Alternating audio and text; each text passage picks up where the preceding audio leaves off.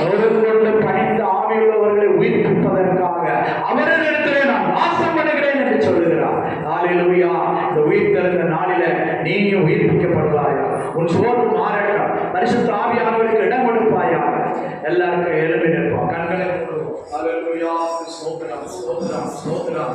இதே போன்ற நாளிலே கர்த்தராகிய இயேசு கிறிஸ்து மரித்து நமக்காக அடக்கம் பண்ணப்பட்டு 3ஆம் நாள் உயிரோடு அவருடைய கல்லறை திறந்து கிடக்கிறது. கர்த்தர் உன்னை உயிர்ப்பிக்க விரும்புகிறார். உன்னை உயிர்ப்பிக்க விரும்புகிறார். ஹல்லேலூயா ஹல்லேலூயா ஹல்லேலூயா. அந்த வல்லமைக்கு உன்னை ஒப்புக்கொடு. அந்த வல்லமையின் ஆவியானவருக்கு உன்னை ஒப்புக்கொடு. அவர் உன்னை உயிர்ப்பிக்க விரும்புகிறார்.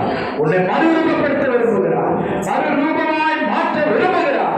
உன் ஆவி ஆத்மா சரீரத்தை ஒப்புக்கொடு ஒப்புக்கொடு.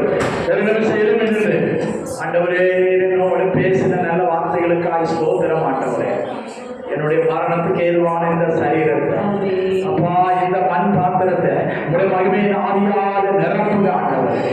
நிரப்புக ஆண்டவரே. நிரப்புக ஆண்டவரே. தாவீது சொல்கிறான், கர்த்தர் என் தலையை எண்ணெயால் அபிஷேகம் பண்ணுகிறார். என் பாத்திரம் நிரம்பி வடிகிறது. ஹல்லேலூயா ஹல்லேலூயா. உன் பாத்திரம் நிரம்பட்டும் நிரம்பட்டும். நிரப்புகிற ஆவியானவருக்கு ஒப்புக்கொடு. ஹல்லேலூயா. நமக்கு ஸ்தோத்திரம் ஸ்தோத்திரம் ஸ்தோத்திரம் ஸ்தோத்திரம்.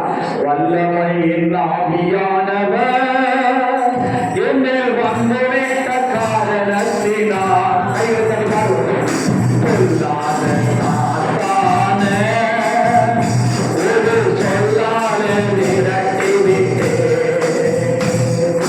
வல்லமையின் ஆவியானவர் என்னை வந்துவிட்ட காரணத்தினால்